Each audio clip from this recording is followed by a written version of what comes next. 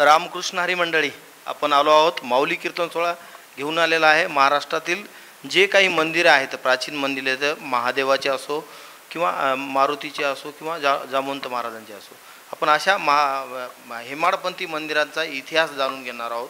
त्यावर आज आम्ही आलो आहेत खडकेश्वर। खडकेश्वरमध्ये 1100 वर्षापूर्वीचं हेमाडपंथी मंदिर आपण माझ्यासमोर पाहतात।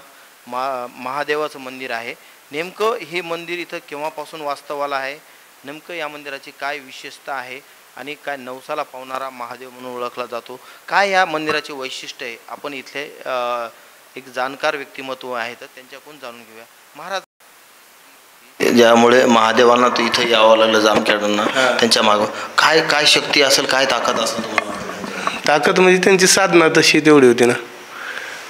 कशी कशी पूजा करायची, काय तुम्हाला? अखंड पूजा होती त्यांची। इथून पै जायचे, त्या ह्या गावाहून पै जायच्या आणि पुन्हा पै वापस यायच्या दररोज रोज। असे किती वर्ष केलं होतं त्यांनी? भरपूर वर्ष केलं होतं। मग काय प्रसंग झाला की त्यांनी महादेवाला इकडे बोलवलं म्हणजे मग ते कालांतरानं त्यांना पूजा करणं व्हायना ना। वय झाल्यामुळं पूजा करणं व्हायना। हा, मग त्यांनी विनंती केली त्यांना, म्हणजे महादेव त्यांना प्रसन्न झाले। हा, प्रसन्नच। मग त्यांनी विनंती केली, हा, विनंती केली की तुम्ही आमच्या गावालाच चला। मग ते गावाला आले। मग ते म्हणले जोपर्यंत मी पाठीमागं बघणार नाही तोपर्यंत, हा, जोपर्यंत मी पाठीमागं बघत नाही तोपर्यंत तुम्ही चला। मग ते ताईनं आपलं ते पुजाऱ्यांना पाठीमागं बघितलं, जिथं बघितलं हे नदीचे घामावंती नदीच्या पुढं आले आणि मग ते इथं स्थायिक झालं। मागं बघितल्यानंतर मग हे मंदिरच इथं स्थायिक झालं, नाहीतर त्यांच्या देवावर गेलं असतं। हा, घरी गेलं असतं।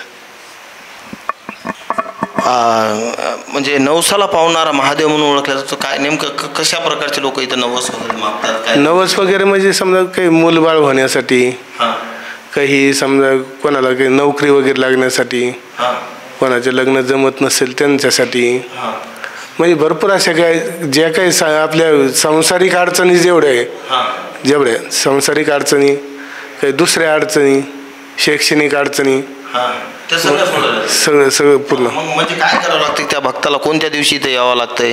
कशी पूजा? कोणत्या दिवशी आलं चालतं, असं काही वार नाही। असं काही वार नाही। मग त्या किती वाऱ्या करावं लागतात? असं काही नाही, वाऱ्या वगैरे काही नाही। फक्त विनंती करावं लागते, श्रीफळ ठेवून, महादेवाला श्रीफळ ठेवून फक्त विनंती करावं लागते किंवा माझं एवढं असं काम होऊ दे, तर ते बरोबर होणार। आपल्या जीवनामध्ये कुठलं दुःख असेल तर एक वेळेस अवश्य या। जालना जिल्ह्यातील अंबड तालुक्यातील जामखेड या गावी, जामखेडपासून अवघ्या 1 किलोमीटर अंतरावर खडकेश्वर महादेवाचं प्राचीन मंदिर आहे। जवळपास 1100 वर्षापूर्वीचं मंदिर आहे। मात्र आपली कुठलीही मनोकामना, काही पण असेल, आपल्याला दुःख असेल तर ते, आणि आपल्याला सुख पाहिजे असेल किंवा कोणाला म्हणजे संतती प्राप्त होत नाही किंवा आणखीन काही कुठलं दुःख असेल जीवनामध्ये किंवा शैक्षणिक कोणाला काही फायदा होत नसेल तर त्यांनी खडकेश्वरांना यावं। आणि काही नाही, खडकेश्वर महादेवांना काहीच लागत नाही। इथं फक्त एक नारळ घेऊन यावं आणि देवाकडे नवस मागावा। तुमचा नवस लवकरात लवकर महादेव पूर्ण केल्याशिवाय राहत नाही। एक वेळेस अवश्य या। रामकृष्ण हरी मंडळी।